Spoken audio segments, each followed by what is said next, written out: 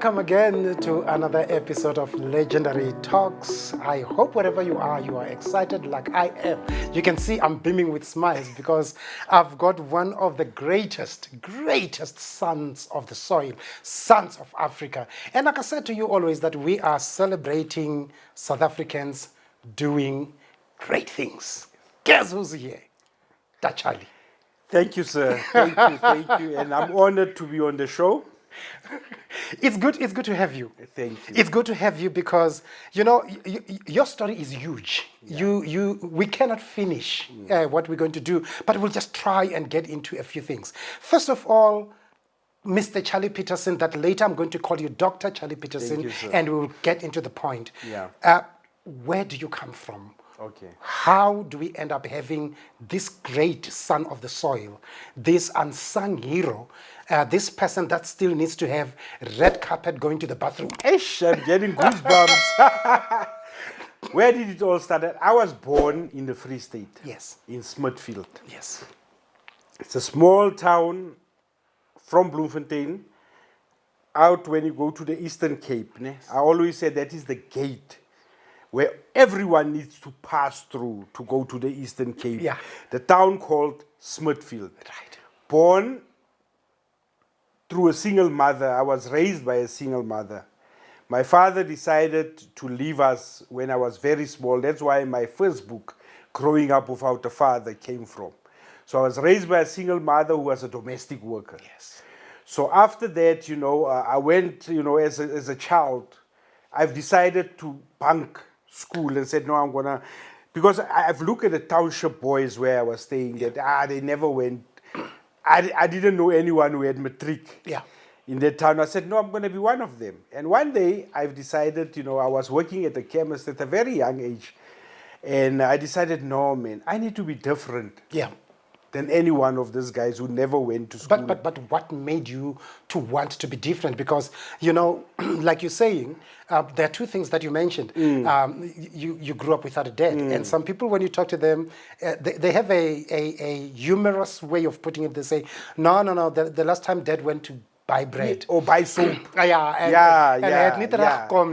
never came back. He never came back. And without that father, without that figure, and you grow up with people that do not have much, and you decide to want to be different, what was the driving point? You see what happened? I went and looked into my family tree. Yes.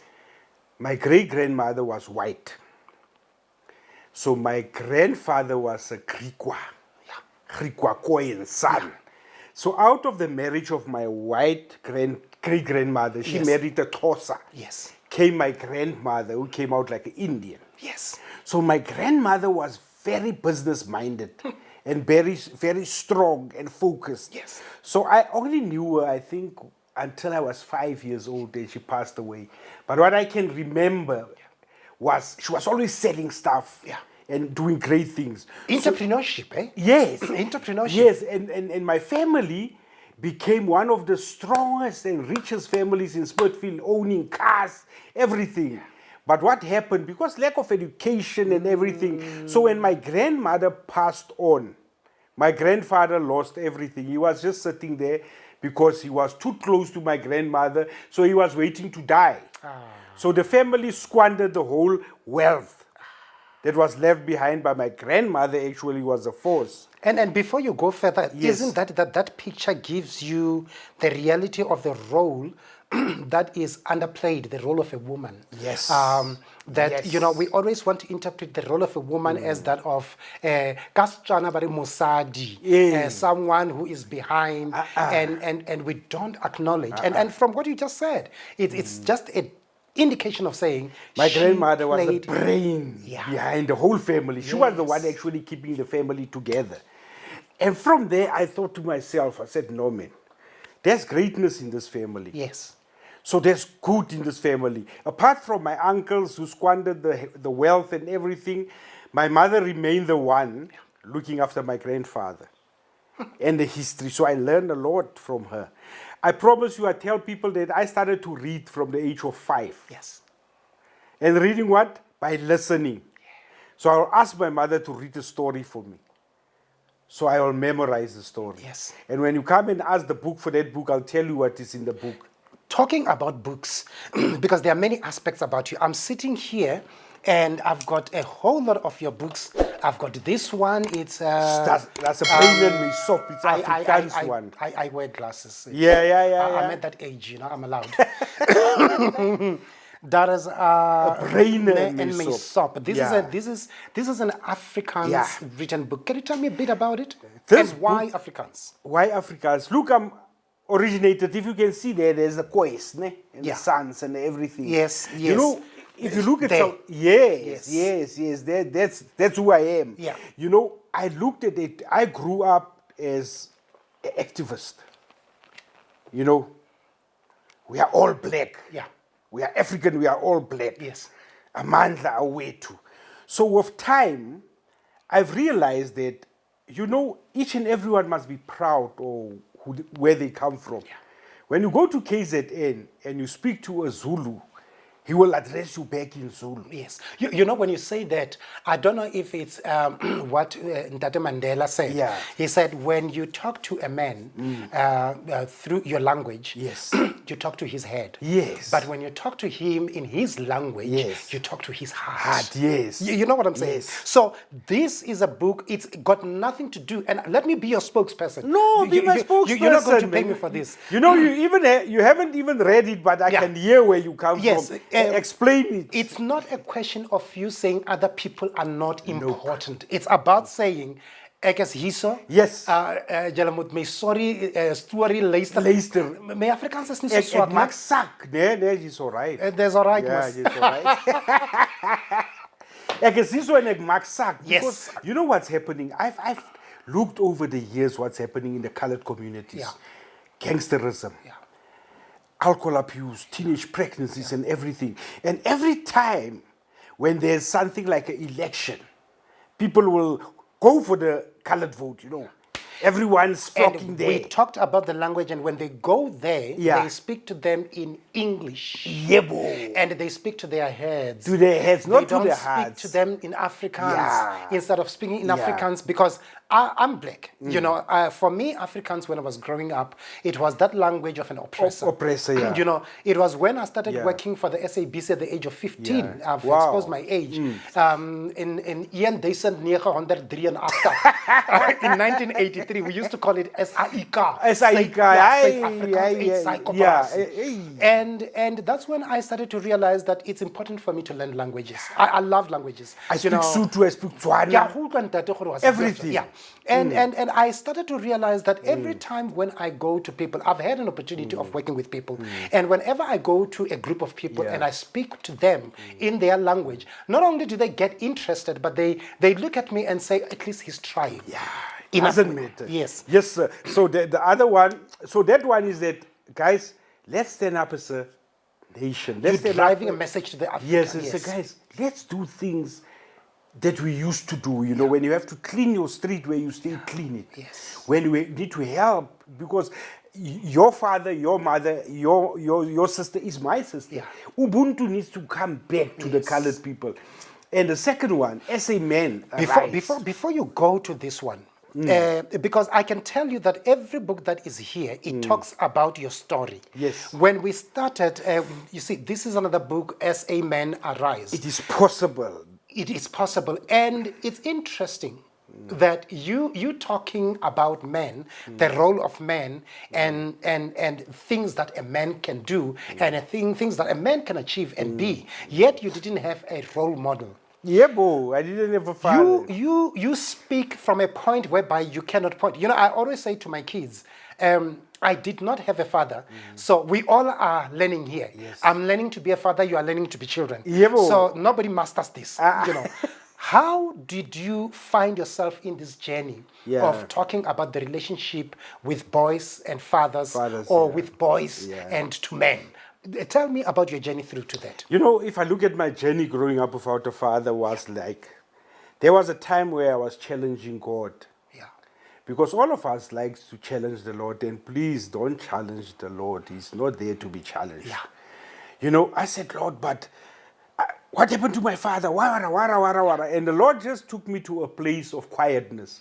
He said, can you remember when you were this year old and you needed this encouragement of everything? Yeah. I sent Uncle Tom to go to you Yes, and sir. encourage you. Can you remember when you were playing soccer and you score a goal? Who clapped you on your shoulder and said, well done, boy? I said, Uncle Pete. So he gave me all the incidences. You know, when I was 21, I met this remarkable old man. Yeah. In the bank. Everyone feared him. The country feared him, the world feared him. That the Petros rantai mulemele. Hey, Dada. He came in the bank, I was a teller. Ne? Yeah. So everyone, all the tellers were shivering. So I was new, I asked them, why are they doing this? They said, you don't know who's dead. I said, no, who is he?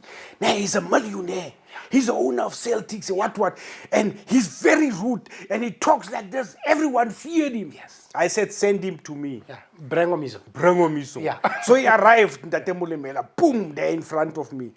Try all his tricks. And I just listened to him and said, Tatemulemela, my name is Charley Pietersen. How are you, sir? Yes. And he kept quiet.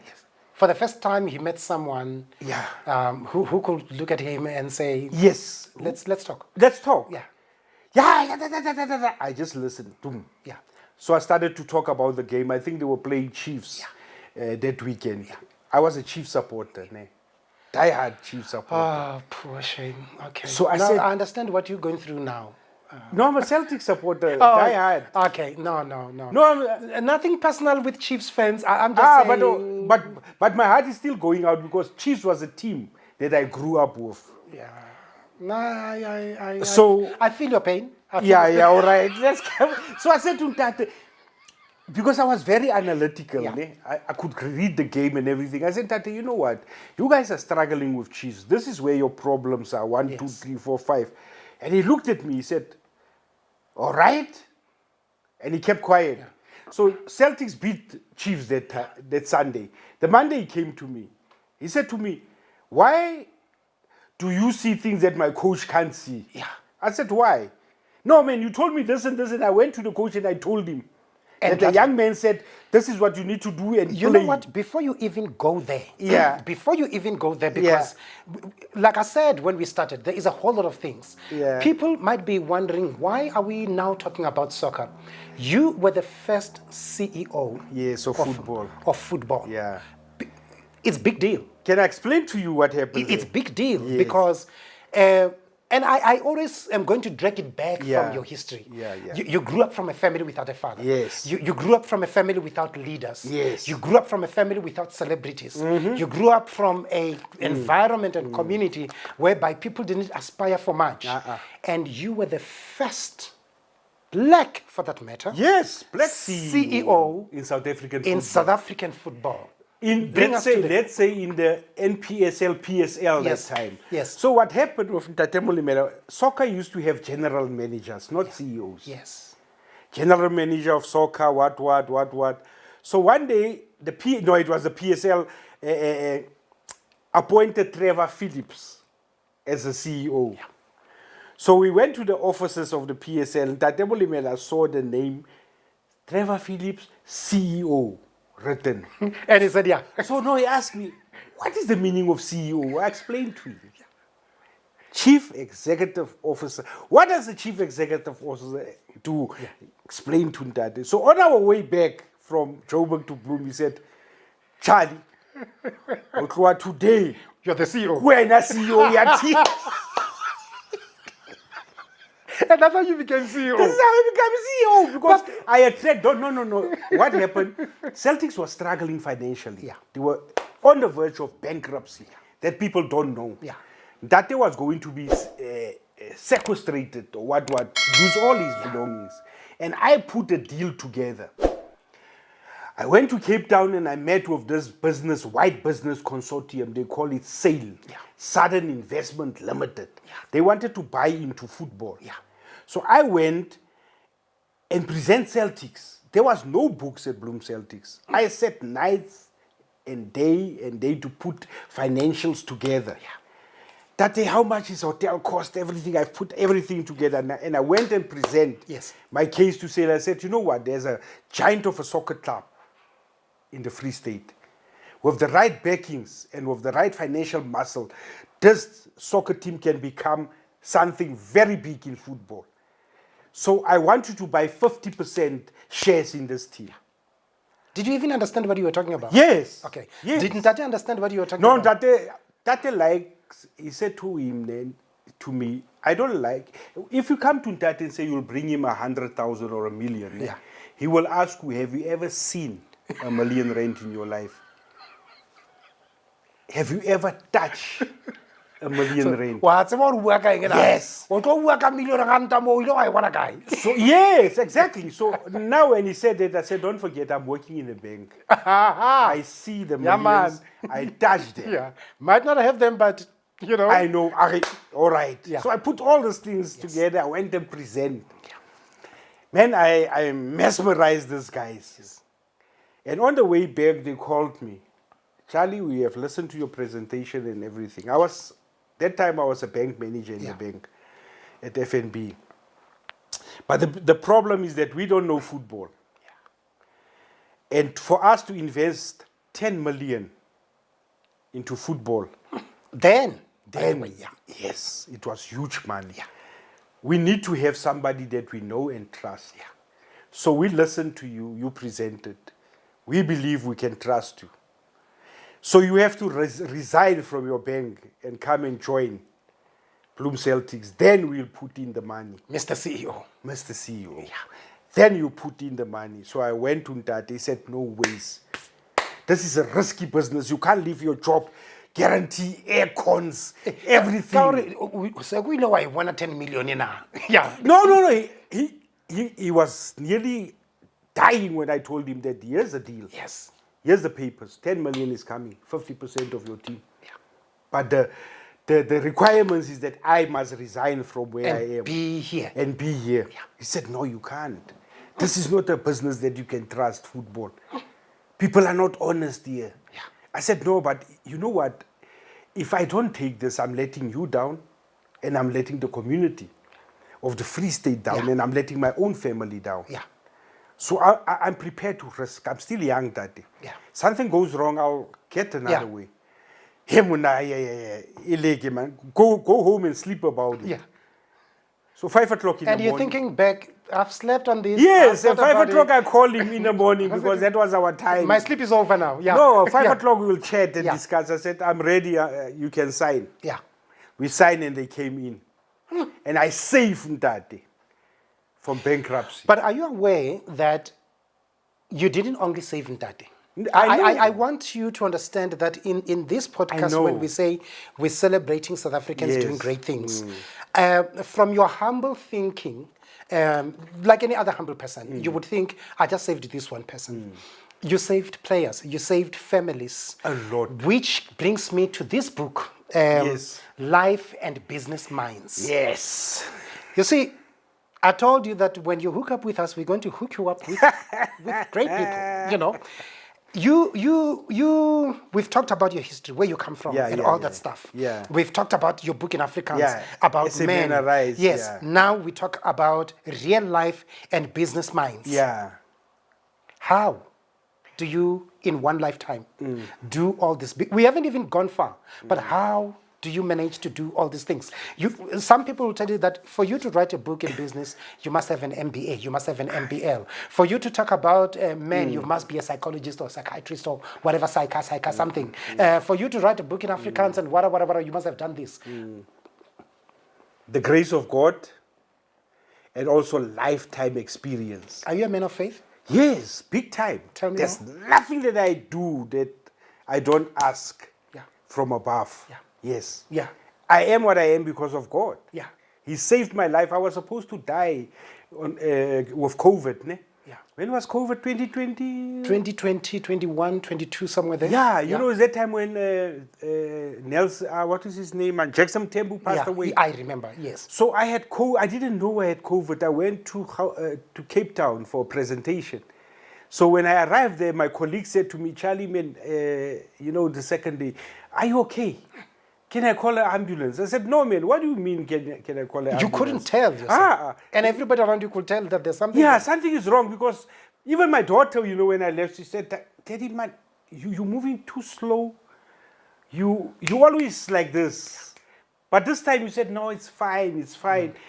So they called the ambulance. The ambulance arrived, they put some stuff on me and everything. And the one guy said to me, guys, this is a big problem.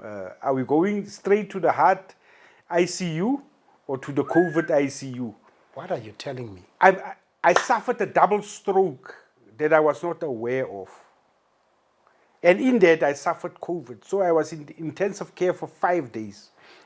You know, when you tell me that story, just to show you that I'm your follower and I'm an addict of great people, I know I read somewhere that at some point, criminals came into your house. Yes. And they nearly shot you, and there was As a family, gunfight. Tell me about it. Yo, bro, I just had a successful boy-child Umeta program where I had over child Umeta. You see, I'm trying to read without glasses. Yeah, I'm trying to be cool. Yeah. Yes. So Child Umeta. So I Yes, had over 50 boys without fathers. Ne? I organized 50 men who will stand in as their fathers. So we had a nice day, the Saturday, at Monument Park, not Monument Park, Freedom Park in Pretoria. So that thing was live on television. Yeah. So Sunday morning, early morning hours, 3 o'clock, I went to the bathroom. When I came out of the bathroom, there was a gun against my head that said, where's the money?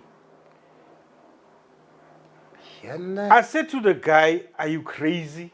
My man, I'm just going from my bed to the bathroom. And do you think you were still asleep? Yeah, no, I thought, hey, man, are you crazy? So in my mind, I thought it's my kids. They like to prank, but I had a smell. This person was smelling not like one of my kids. Because I know the perfumes of my children and everything. But this guy was smelling sweat and everything. I thought, this is serious now. This is serious. Said, okay, lie on your stomach. How? And I said to him, I'm a man of God. I'm praying now. Yeah. I told him. Yes. So when I'm on my stomach, I'm praying. Yeah. He said, come on, search me. Took all my laptops, all my work of over the years. I promise you.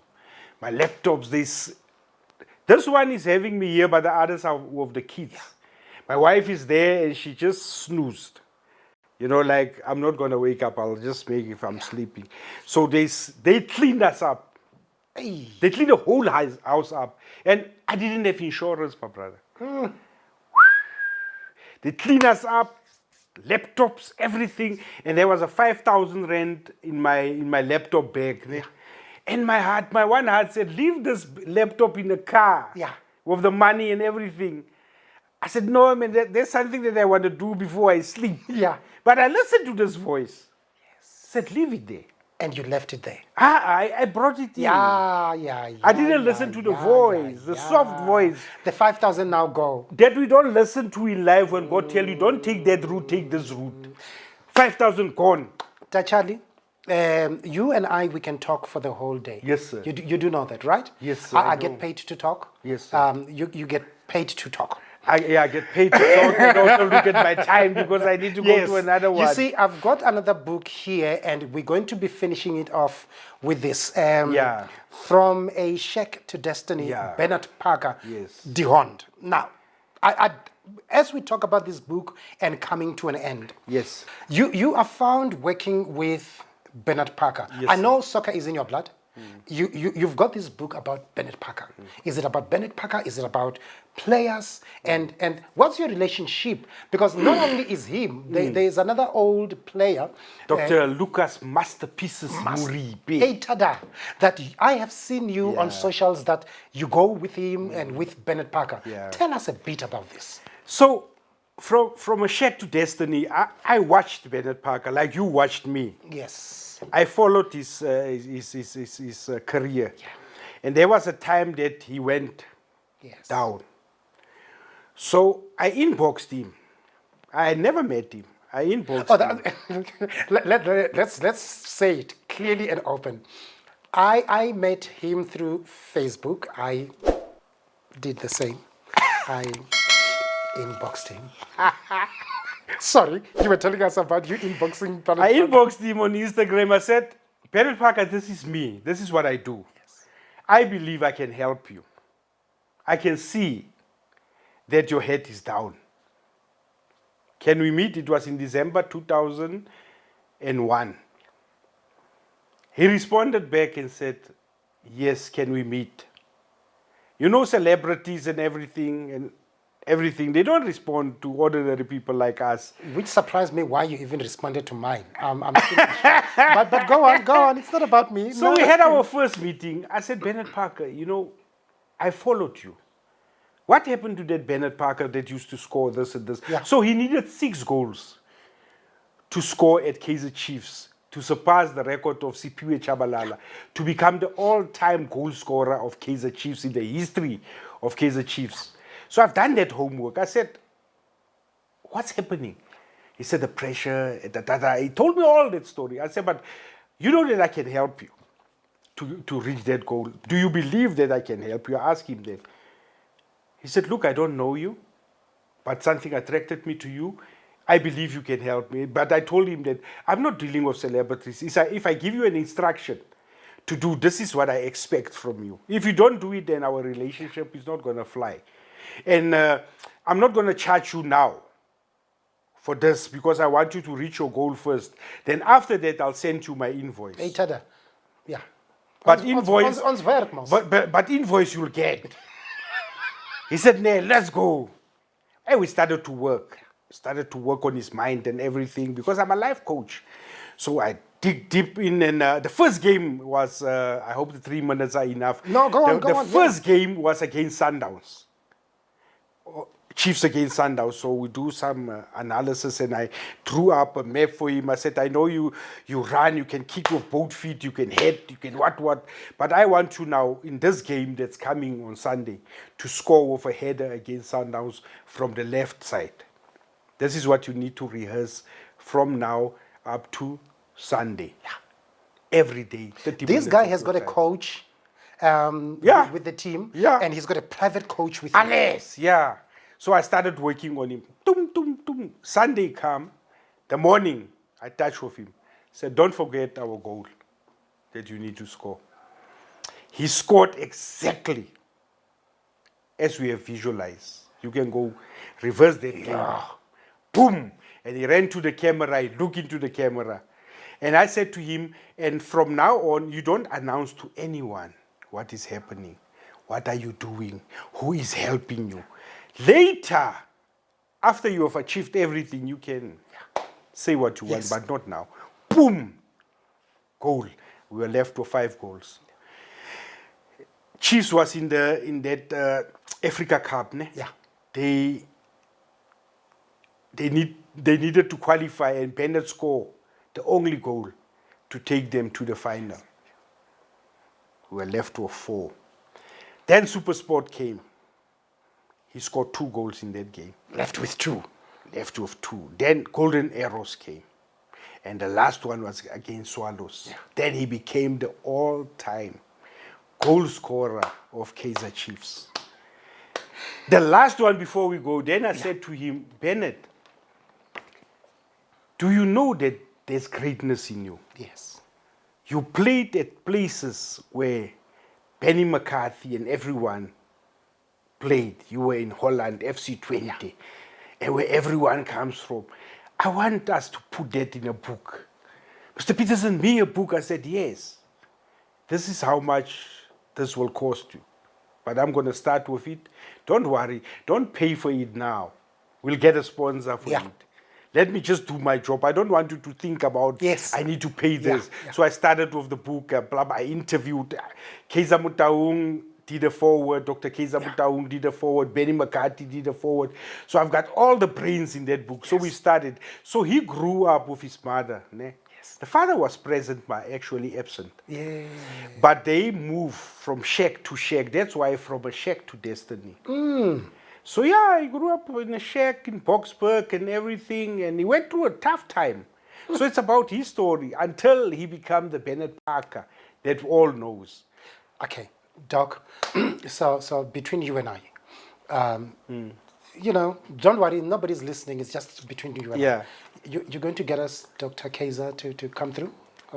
You're one of the most difficult guys. No, but I mean, on Dr. Kaiser. Spraatnet mos. Dr. Kaiser, no My way. Afrikaans is not bad. We still need to have coffee, but he's so busy. Yeah, maar ek weet, I've got you in my bag and things are going to be Nah, not that promise. I'm still struggling to have coffee with Dr. Kaiser Mutaung. Well, this is exactly what we're talking about. You're a great author. And when we started, I said, I'll call you Dr. Charley Pietersen. Yes, sir. I'm not the one honoring you. In 2 seconds, how did you end up being called Dr. Charley Pietersen? Who honored you? You know what's happening? They said you don't get recognition in your own country. Yes, sir. So a lady from the United States of America looked at my work. Yes. She looked at my work and everything that I've done, and she took this to their committee that's awarding doctorates of great people. And if you look at that doctorate that I receive, the people that are honored there, it's great people. Of course. Of course. I mean, really. Wait, doctor. I'm not going to allow you to go further. You say people that have been honored there are great people. Can I fix that line? If I were you, which I'm not, I would say the people that I'm honored with are us great people. You are a great I leave person. that to you guys. You are a great person. And it's sad that I don't know if that's how it is, that a prophet is not respected in his own home. But from Legendary Talks, myself, the crew, and the viewers, some of them you might not have met. I mean, this is my 6th year that I've followed you, and I'm meeting you for the first time after 6 years. Wow. And I have always said, I know I will meet up with you because you are a great person. Thank you. You have got a beautiful spirit and a beautiful heart. And we might not invest. I don't attend funerals most of the time. I don't like attending funerals because they don't add value to me. I always hear people saying we're going to pay the last respects. I don't. I really don't see it. Last respects. I want you, when you are still alive, today to know that if you've never been told this, we're giving you your flowers and we are grateful, and may God keep you for us, keep you for this nation, keep you for the viewer at home. Before I release you, motivate someone. Someone? Life is life. My grandfather always used to say that if you can't make it where you are, you will not be able to make it anywhere. So in life, we all are nobodies, but we are all given a purpose. So my motivation to you is find your purpose, find out who are you and why am I here. Because what I've also picked up in life, a lot of fatherless kids try to put their identity to that father that deserted them. So if he have deserted you, then he is not meant for you. So my thing will be, and my motivation will be, find out who are you and what is your purpose. Sometimes you think that you are a soccer player, but actually you're supposed to be a TV producer. So find your purpose, listen to that voice, and always respect your elders. And respect yourself and love yourself. Thank you. Philanthropist, teacher, educator, lover of life, father of many, husband of one, author, businessman, a friend of mine now, a friend of the podcast, Dr. Charley Pietersen. If you want to know more about him, go to his website, go to his socials, go read his books. This is a man that we need. We love you and we respect you. Thank you so much. We thank you for having honored us. I'm excited, as you can see. I feel like a child in a candy shop. I'm excited. And thank you so very much. May God bless you. Thank you. Another episode. We're done. Let's meet again next week. Bless you.